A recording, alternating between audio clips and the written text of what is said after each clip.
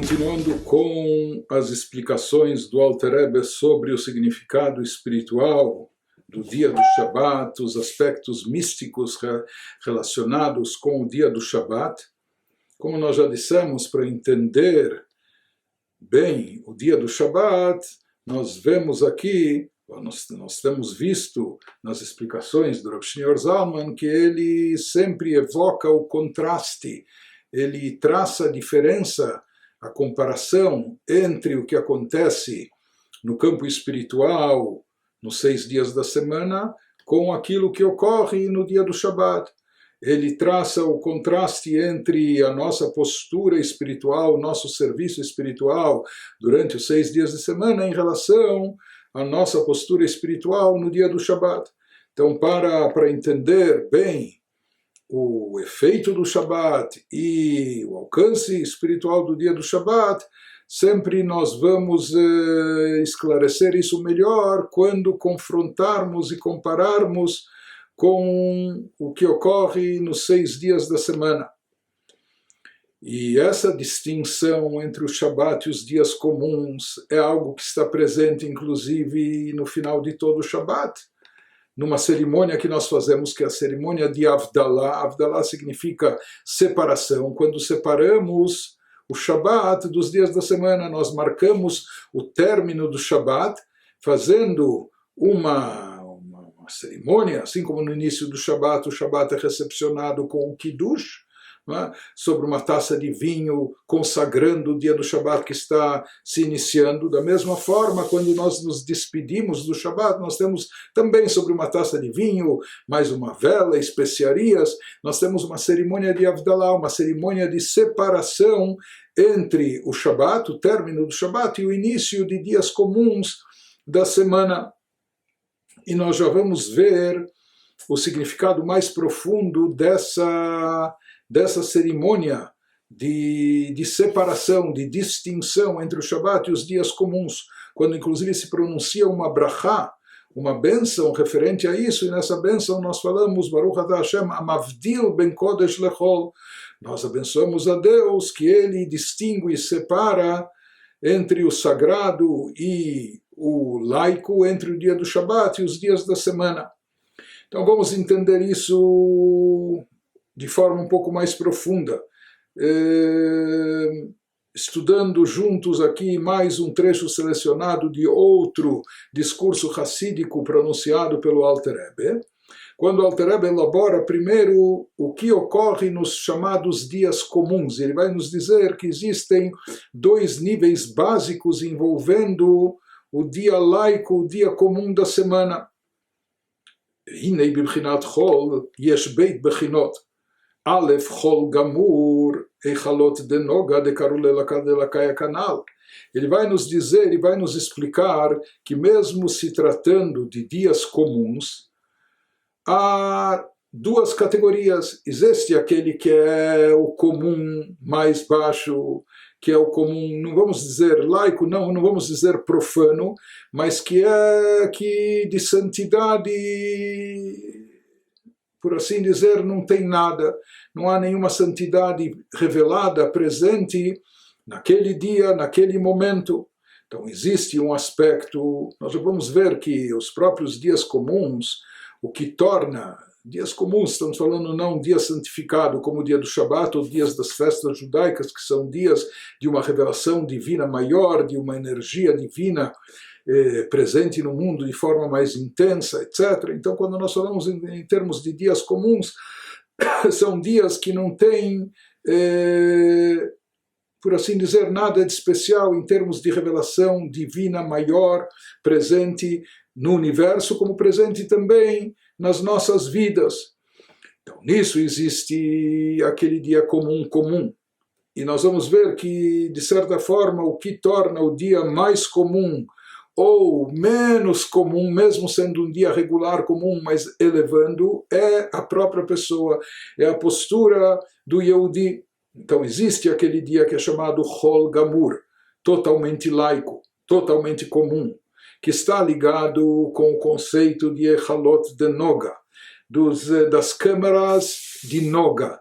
Noga quer dizer brilho, luminosidade, mas isso está associado a um conceito que todos aqueles que estudaram o Tânia conhecem, um conceito trazido na Kabbalah, que existem klipot, existem as chamadas cascas, crostas, que encobrem sobre a Kedushá, sobre a santidade, assim como a casca que encobre o fruto, que envolve o fruto, mas oculta, encobre o fruto. Existem cascas mais grossas, né? Existem algumas frutas que até se come com casca e talvez seja até saudável, mas existem cascas duras, né? Nozes. Ninguém vai comer a noz com a casca, que é uma casca dura, que para você chegar a noz, ao conteúdo, você tem que quebrar essa casca. Não é? Então, da mesma forma, os nossos mestres cabalistas, eles se utilizaram dessa metáfora chamando as forças negativas, as forças que ocultam o bem ou encobrem a santidade, chamaram isso nos livros místicos de klipot, de cascas, que isso representa aquilo que obscurece e encobre a espiritualidade e a divindade. Existem as chamadas 3 klipot impuras, que elas não têm elevação, que todas as coisas más, ruins, proibitivas estão ligadas e são derivadas dessas 3 cascas impuras. Mas existe uma 4ª casca chamada de klipat noga, a klipá translúcida, uma klipá que tem algo de luz, que ela contém dentro de si o bem e o mal, dependendo de como a pessoa vai utilizar. Se a pessoa se prender ao lado bom e positivo daquilo, então vai predominar o noga, a luz e o brilho, e o aspecto clipá, o aspecto casca vai ser neutralizado. Porém, se a pessoa fizer mau uso, ou quiser apenas proveito pessoal, benefício próprio na utilização, então o exemplo é, vamos dizer, uma comida kasher, permitida, né? Mas se a pessoa comer apenas por gula, apenas para satisfazer o seu desejo, etc., então isso vai ser mais clipado que noga, vai ser mais uma casca que encobre sobre a espiritualidade do que luz. Porém, esse mesmo alimento, se a pessoa se alimentar, comer com o intuito de ficar forte, ter vigor, e com isso a pessoa vai ter disposição para estudar mais Torá, para correr e ajudar o próximo, etc., então aquilo que poderia ser uma clipá vai virar noga, vai ficar apenas, já que era algo neutro e algo permitido, que pode ser elevado, então vai prevalecer o lado luminoso disso, que é o lado de revelação divina. Então, a mesma coisa nos diz o Alter Rebbe, existe nos dias da semana, nos dias comuns.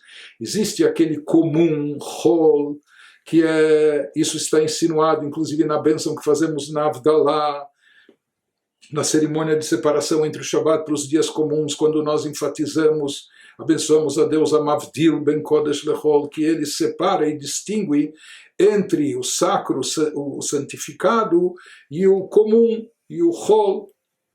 Então existe aquele hol, existe aquele lado comum que está ligado, que é o comum ligado às câmaras de Noga, ou seja, que ainda tem uma ligação com Klipot, mas com um potencial de resgate, de elevação e até de iluminação. Então Klipat Noga, nós falamos Noga significa brilho, luz, então isso indica aquelas forças que são forças não do campo da Kedushá, não do campo da santidade, pelo contrário, elas estão até mais associadas, elas têm uma queda mais para o lado da impureza, o lado oposto da santidade, por isso são chamadas de klipot, de cascas que encobrem e ocultam a divindade. Porém, existem aquelas cascas translúcidas que não são tão grossas e elas são meio transparentes ou que delas até emana alguma luz, por isso elas são chamadas de klipat noga, a casca mais luminosa. Por quê? Porque elas têm alguma luz divina ainda presente ou revelada dentro de si.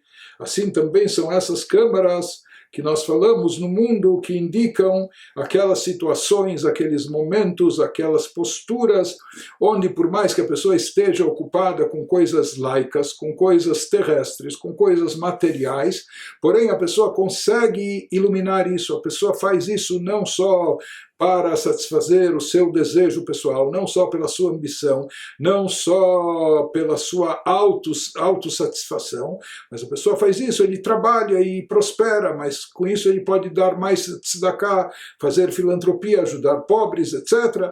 Então com isso a pessoa traz uma luz dentro das atividades laicas, dentro das atividades corriqueiras no seu dia a dia. Então ele nos diz,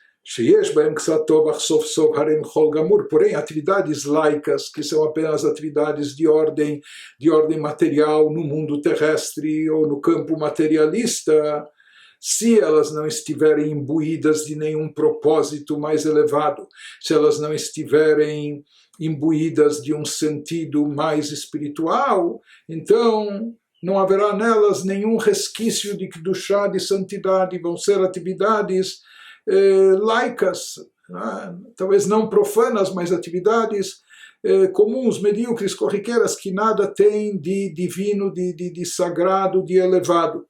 Esse é um nível do Chol, dos dias comuns, das atividades comuns do corriqueiras. Beit, mas existe um outro nível, a palavra Chol em hebraico significa em contraste com Kodesh. Kodesh quer dizer o sagrado, e Chol não é o profano, mas é o comum, o banal. Mas existe também um conceito na Mishnah, na Halachá, de Chulin, Shenasu Altarat HaKodesh. Haviam comidas comuns, normais, isso mais na época do Beit HaMikdash, onde vigoravam uma série de leis relacionadas com estado de pureza, impureza, etc. Hoje em dia nós não temos todos os mecanismos de purificação disponíveis, por isso nós estamos num estado de impureza em relação àquelas leis mais exigentes que vigoravam na época do templo, mas se diz que naquela época haviam pessoas comuns, haviam certos alimentos especiais, como às vezes partes das oferendas que eram trazidas no templo, que isso só podia ser comido no estado de pureza, quando a pessoa estava em Jerusalém, às vezes próximo do templo, dentro de um prazo especial, etc. Mas durante o ano todo, outros tipos de alimentos, mesmo que a pessoa tivesse acompanhado um funeral, que esse contato com o morto traz um estado de impureza, e talvez ele ainda não se purificou com todas as regras de purificação, mas a pessoa podia, se ele não está comendo parte de oferendas que são consagradas, mas a comida normal, ele podia comer. Mas existiam algumas pessoas que faziam questão de, mesmo no dia a dia, chulin, nos dias comuns, de comer al Taharat HaKodesh. Eles sempre procuravam sempre se manter no estado de pureza, de santidade, e zelavam por isso. Isso é algo muito elevado, ou seja, em outras palavras, mesmo aquilo que era comum e laico, eles faziam de uma maneira pura, sagrada e elevada. Ou, por exemplo, um outro conceito em hebraico e na Halachá, Chol HaMoed. Nós tínhamos os dias intermediários das festas de Pesach e Sukkot. Sempre, biblicamente, o primeiro dia é Yom Tov, é um dia consagrado, o último dia é consagrado, na diáspora são 2 dias, e os dias intermediários são dias não totalmente comuns, eles são chamados de Chol, mas Chol HaMoed, os dias comuns da festividade.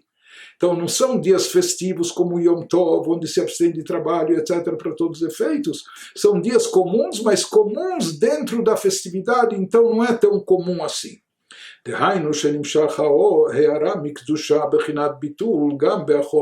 Em outras palavras, misticamente falando, ele nos explica qual o significado espiritual disso, que se conseguia atrair um reflexo de santidade mesmo dentro dos dias comuns, permear com santidade. E o que é santidade? Onde há santidade, há anulação diante de Deus. Quanto mais anulação da criatura diante de Deus, mais santidade haverá. Quanto mais santidade há, mais a criatura está anulada diante do Criador. Então se diz que esse era um nível que evoca um nível relacionado com dias comuns.